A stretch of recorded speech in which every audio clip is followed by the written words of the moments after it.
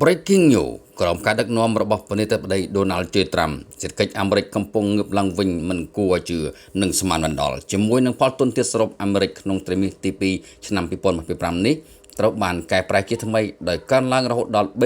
3.8% ព្រមជាមួយគ្នានឹងការចាយវាយដ៏រឹងមាំមិនស្ទាក់ស្ទើររបស់ពលរដ្ឋអាមេរិកប្រាក់ចំណូលកំពុងកើនឡើងហើយគម្លាតពាណិជ្ជកម្មមានទំហំតូចនេះបានបញ្ជាក់ជាថ្មីម្ដងទៀតថាអ្វីដែលគេហៅថាក្រុមអ្នកជំនាញនោះគឺទស្សន៍ទាយអំពីគោលនយោបាយសេដ្ឋកិច្ចរបស់លោកត្រាំមិនត្រូវនោះឡើយសេតវិមានបានប្រកាសក្តីរីនេះនៅក្នុងសេចក្តីប្រកាសព័ត៌មានមួយកាលពីថ្ងៃទី25ខែកញ្ញា2025ដោយថ្លែងថាការងើបឡើងវិញនៃសេដ្ឋកិច្ចរបស់អាមេរិកក្រោមការដឹកនាំរបស់លោកប្រធានាធិបតីត្រាំកំពុងបន្តទិន្នន័យដែលបានកែសម្រួលថ្មីបង្ហាញថាកំណើនផលទុនទាបសរុបកាន់តែរឹងមាំពិតប្រាកដគឺ 3.8% ក្នុងត្រីមាសទី2ឆ្នាំ2025ដោយសារតែរបៀបវារៈរបស់លោកត្រាំក្នុងការកាត់បន្ថយពន្ធការយកពន្ធគយថ្មីការលុបបំបាត់ការដាក់កំហិតលើឧស្សាហកម្មនានានិងការកាត់បន្ថយការចាក់ជាធម្មពលសេចក្តីប្រកាសព័ត៌មាននេះបានបន្តថានេះគ្រាន់តែជាការចាប់ផ្ដើមតែប៉ុណ្ណោះទិន្នន័យថ្មីនៅថ្ងៃនេះក៏បង្ហាញអំពីការបញ្ជាទិញទំនិញស្នូលលើសពីការរំពឹងទុកដែលបានត្រួសត្រាយផ្លូវសម្រាប់កំណើនការវិនិយោគដ៏រឹងមាំនៅក្នុងត្រីមាសទី3ផងដែរ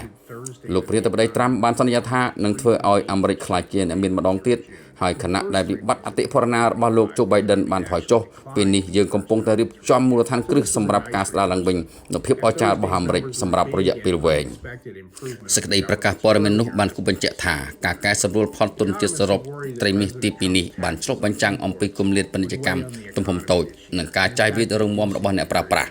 កំណើនប្រាក់ចំណូលពិតក៏ត្រូវបានកែសម្រួលឡើងដល់ 3.1% ដែរដោយបង្ហាញថាកំណើនប្រាក់ចំណូលនៅតែរឹងមាំហើយប្រាក់ឈ្នួលក៏កំពុងកើនឡើងកំណើន 3.8% នេះគឺជាកំណើនសេដ្ឋកិច្ចក្នុងជំហានលឿនបំផុតក្នុងរយៈពេល7ឆ្នាំនេះមានរឿងរ៉ាវជាច្រើនទៀតនៅពីក្រោយការហក់ឡើងនៃសេដ្ឋកិច្ចអាមេរិកនេះដូចជាតម្រូវការអ្នកផលិតសម្រាប់ទំនិញរឹងមាំបានកើនឡើងនៅក្នុងខែសីហាហួសពីការរំពឹងទុក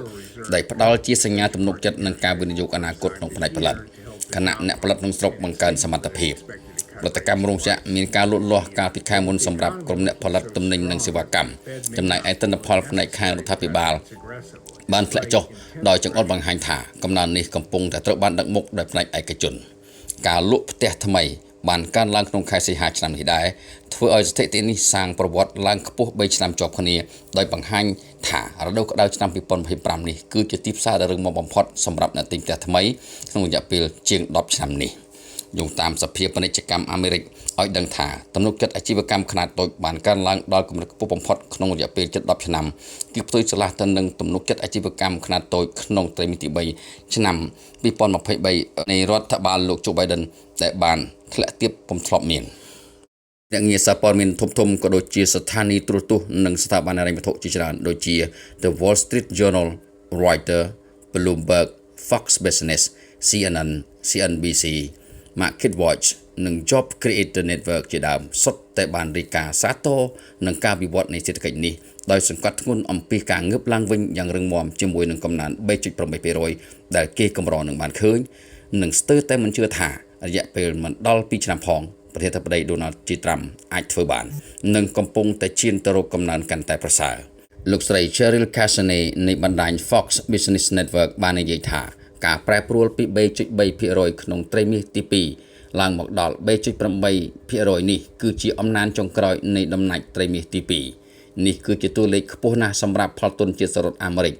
វាគឺជាអ្វីមួយដែលបញ្ជាក់ថាសេដ្ឋកិច្ចរឹងមាំ